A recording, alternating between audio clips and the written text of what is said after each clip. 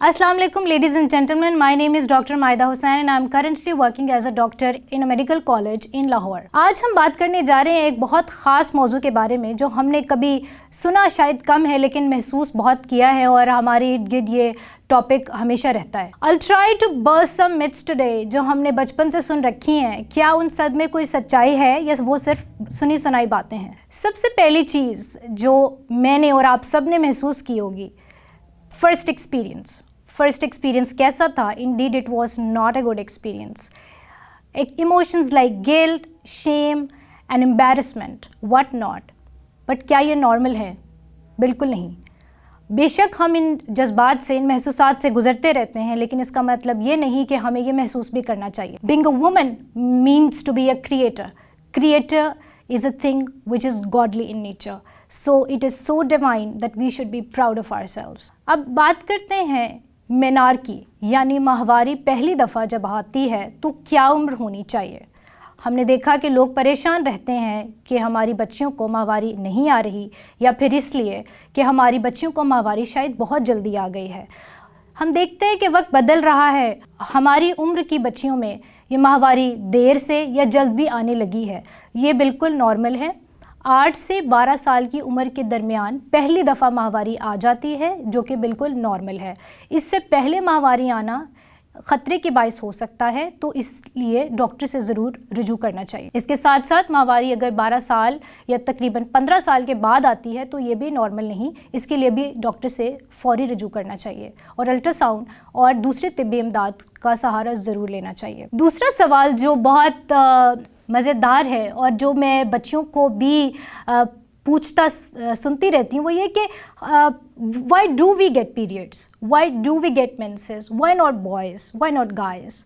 So it is a thing जो कि मैं हमेशा I wanted to know as a girl and I would like कि मैं भी बच्चियों को ये बात बताऊँ कि why is that so.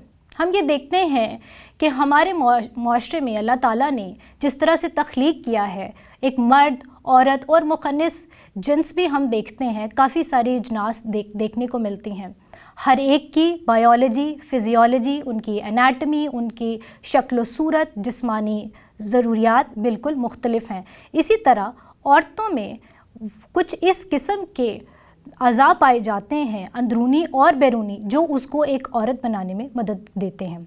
बलूगत के वक्त जिस्मानी, अंदरूनी और बैरूनी चेंजेस आना बिल्कुल नॉर्मल है और ये ज़ाहिर करती हैं कि एक औरत बिल्कुल नॉर्मल फिजियोलॉजी के साथ पैदा हुई है और आगे वो एक माँ बनने के काबिल हो चुकी है. लेकिन इसका हरगिज़ ये मतलब नहीं कि पहली माहवारी के आने के बाद एक औरत को फ़ौरन माँ बन जाना चाहिए, बिकॉज़ बहुत सारी चीज़ें जिस्म के अंदर नशो नुमा लेती रहती हैं और जो कि एक वक्त के साथ ही पूरी होती हैं. हमें ये मालूम होना चाहिए कि कम सिन बच्चियों की शादी करना आईनी और कानूनी जुर्म है. 16 या 18 साल से पहले एक नॉर्मल औरत की बच्ची की शादी नहीं करनी चाहिए. अब हम ये बात करते हैं कि एक साइकिल, माहवारी का जो एक चक्कर है वो कितना होना चाहिए. साइंस ये कहती है कि 21 से 35 दिन का हो सकता है. 21 दिन से कम है अगर आपको चेक करवाना चाहिए कि वो आपको माहवारी ज़्यादा हो रही है, या अगर 35 या 40 दिन से ज़्यादा आपका चक्कर या साइकिल हो गया है तो भी वो एक प्रॉब्लमेटिक चीज़ हो सकती है. इसलिए डॉक्टर से ज़रूर रुजू करना चाहिए. अच्छा, अब हमने बहुत सारे टैबूज सुन रखे हैं पीरियड्स को लेकर. नहाना नहीं चाहिए, खट्टी चीज़ें नहीं खानी चाहिए, सोना अलग चाहिए. कुछ माशरों में तो हम ये भी देखते हैं कि बच्ची किचन में ना जाए, ये एक नापाकी की अलामत है. तो ये सारे बिल्कुल टैबूज़ हैं, सोसाइटल और कल्चरल मिथ्स हैं. ये तब से हमारे माशरे में पनप रही हैं जब हम एक हिंदू माशरे में रहा करते थे और हमने देखा कि इस्लाम में इस तरह की कोई भी चीज़ नहीं पाई जाती. हदीस से हमें ये सुनने को मिलता है कि आप सल्लल्लाहु अलैहि वसल्लम हज़रत आयशा के पास बैठकर खाना भी खाया करते थे और हज़रत आयशा खाना बनाया भी करती थी. तो इस्लाम में इस चीज़ का बिल्कुल कॉन्सेप्ट नहीं है. अच्छा, एक और जो बहुत टैबू हमें सुनने को मिलता है बड़ी बूढ़ियों से कि इन दिनों में नहाना नहीं चाहिए. तो ये बात बिल्कुल गलत है. आप لوک وارم واٹر یعنی نیم گرم پانی سے غسل کر سکتے ہیں, آپ نہا سکتے ہیں, کیونکہ صفائی ہمارے اسلام میں بھی نصف ایمان ہے اور صفائی کے اصولوں کو ہمیں دھیان رکھنا چاہیے, یہی ہماری صحت کے لیے بھی بہت ضروری ہے. اس کے علاوہ یہ بات کہی جاتی ہے کہ کھٹی چیزوں سے پرہیز کرنا چاہیے. ایسی چیز کسی ہمیں سائنسی ثبوت سے واضح نہیں ہوتی کہ اس میں کوئی خاص چیز کا خیال رکھنا چاہیے. ہاں, اپنی ڈائٹ کا بہت اچھا خیال رکھنا چاہیے. اس کے لیے صحت افزا غذائیں کھانی چاہیے جس میں انڈا, دودھ, گوشت اور جو بیلنس ڈائٹ ہے وہ پراپر لینی چاہیے. اچھا, اس کے علاوہ ہمیں یہ بھی دیکھنے کو ملتا ہے کہ اسکول میں بچیاں ایکٹیویٹیز میں پارٹ لینا پسند نہیں کرتی, یا انہیں لگتا ہے کہ ہم کھیل کود کریں گے تو شاید ہمارے لیے غلط چیز ہو سکتی ہے. اس میں بھی ایسی کوئی بات نہیں, بلکہ یہ اچھا ہے کہ آپ چلتے پھرتے رہیں, ہلکی پھلکی ورزش کریں اپنے ماہواری کے دنوں میں, یہ آپ کو ایکٹیو رکھے گی. اچھا, اب ایک بات جو مجھے سننے کو ملتی ہے کہ فلو جو ہمارا بلیڈنگ ہے وہ کتنا نارمل ہے. یہ بات میں بتاتی چلوں, واضح بھی کر دوں کہ فلو ہر انسان اور ہر عورت کا ڈیفرنٹ ہوتا ہے.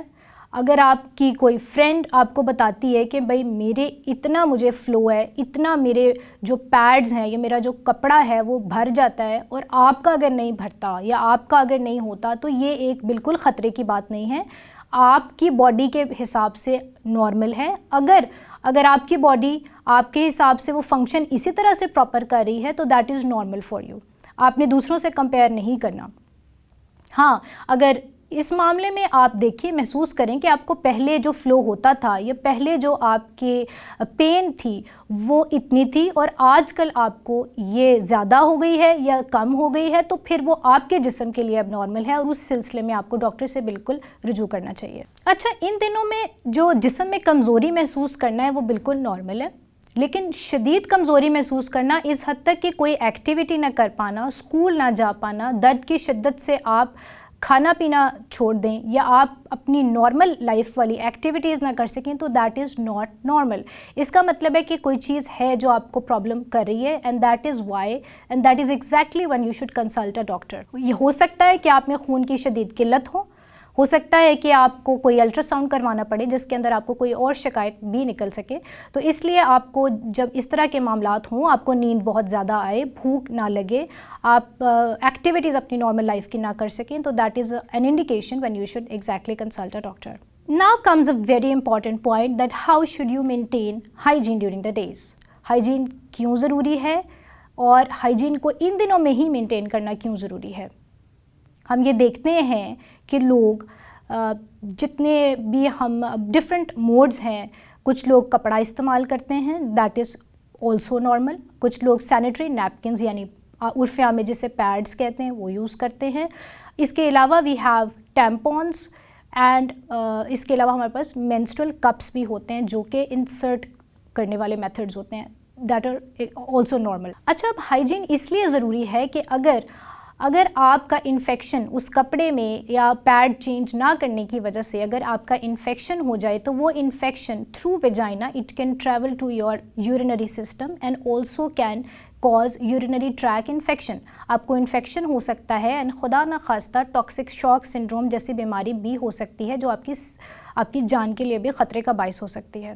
اس لیے اپنی صحت کا خیال ضرور رکھنا چاہیے اور اس جگہ کی صفائی ستھرائی کا بہت خیال رکھنا چاہیے. نارملی ہم دیکھتے ہیں کہ سینیٹری نیپکنس کو 4 سے 6 گھنٹوں سے زیادہ استعمال نہیں کرنا چاہیے, کیونکہ اس کے اندر جو مواد ہوتا ہے وہ آپ کے لیے خطرے کا باعث بن سکتا ہے, انفیکشن کر سکتا ہے جو آپ کے اپورڈ انفیکشن کا کاز ہو سکتا ہے. ہائیجین نہ رکھنے کے نتیجے میں جو لانگ ٹرم پرابلمز ہو سکتی ہیں وہ سروائکل یعنی بچے دانی کے منہ کا کینسر بھی ہو سکتا ہے, جو کہ ایک بہت خطرناک بیماری ہے. اس کے لیے میں آپ کو بتاتی چلوں کہ سروائکل کینسرز کے لیے اب دنیا میں ویکسینز بھی موجود ہیں جو آپ پہلے ہی وہ ویکسینز لگوا سکتے ہیں تاکہ آپ میں سروائکل کینسرز کا خطرہ کم ہو جائے. اچھا, اب بات کرتے ہیں کہ جو آپ کا ویسٹ ہے پیریڈز کا, مینسز کا جو ویسٹ ہے اس کو ڈسکارڈ کیسے کرنا چاہیے. ہم کبھی کبھی یہ دیکھتے ہیں, ہاسٹلز میں یہ پریکٹسز دیکھنے کو ملتی ہیں یا گھر میں بھی, کہ بچیاں ان چیزوں کو ڈسپوز آف اچھے طریقے سے نہیں کر پاتی. ان کو چھپانے کے خوف سے یا لیس آف این امبیرسمنٹ کے لیے ان کو ڈفرینٹ اسٹوپڈ طریقوں سے ڈسپوز آف کیا جاتا ہے, جو کہ ماحول کے لیے بھی بہت خراب ہو سکتا ہے. تو اس کو ڈسپوز آف پراپرلی کرنا چاہیے.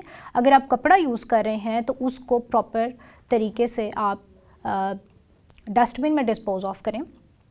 अगर आप सैनिटरी नैपकिन्स यूज़ कर रहे हैं तो हम देखते हैं कि टॉयलेट में उसको कभी फ्लश ना करें, उसको हमेशा प्रॉपर तरीके से डस्टबिन में डिस्पोज ऑफ करें। और अगर आप रीयूज़ करना चाहते हैं कपड़ा, अगर आप रीयूज़ कर रहे हैं इन सम प्रैक्टिसेस, तो उस कपड़े को अच्छे तरीके से धोकर उसको धूप लगवाकर फिर उसको सुखाकर वापस रखिए ताकि वो दोबारा आपको इन्फेक्शन ना कर सके। एक और चीज़ बताते चलूँ कि ये जो आपके प्रोडक्ट्स होते हैं जो आप इन दिनों में यूज़ करते हैं वो एक बिल्कुल भी शेयर नहीं करने चाहिए। ये उसी तरह है जिस तरह एक तौलिया और एक कंघी और इस तरह की चीज़ें हर इंसान को अपनी ही इस्तेमाल करनी चाहिए, वरना इन्फेक्शन के चांसेस रहते हैं। इस तरह जो आपके पीरियड प्रोडक्ट्स हैं वो भी आपके अपने होने चाहिए, उनको बिल्कुल अपने दोस्तों, अपनी बहनों, अपनी इवन माँ के साथ भी हरगिज़ शेयर न कीजिए। अच्छा, जब बात इतनी सफाई सुथराई की हो गई है तो ये भी देखने को मिलता है कि कुछ लोगों को सफाई सुथराई का इतना भूत सवार हो जाता है कि फिर उन्हें लगता है कि सफाई निस्फ नहीं बल्कि पूरा ईमान है। तो वो क्या करते हैं कि एक्सेसिव वॉशिंग्स करते हैं।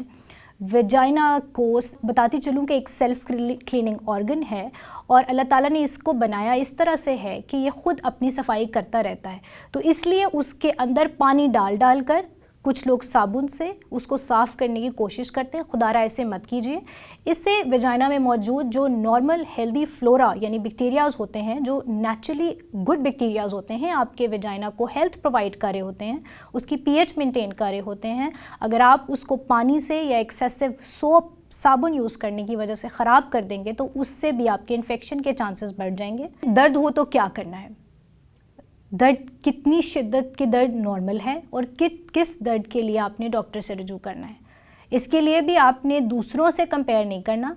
अपने लिए जो आपके लिए जो दर्द का थ्रेशोल्ड है वो रखना है। अगर आपको माहवारी के दौरान एक इंटेंसिटी की पेन रही है शुरू से और अब आपको वो बहुत ज़्यादा होने लगी है, इतनी ज़्यादा होने लगी है कि वो अब नॉर्मल नहीं है, आपसे आपकी बर्दाश्त से बाहर है, तो वो आपके लिए नॉर्मल नहीं है। बेशक वो आपकी माँ या आपकी बहन के लिए नॉर्मल हो, उस सिलसिले में आपने ज़रूर डॉक्टर के पास जाना है।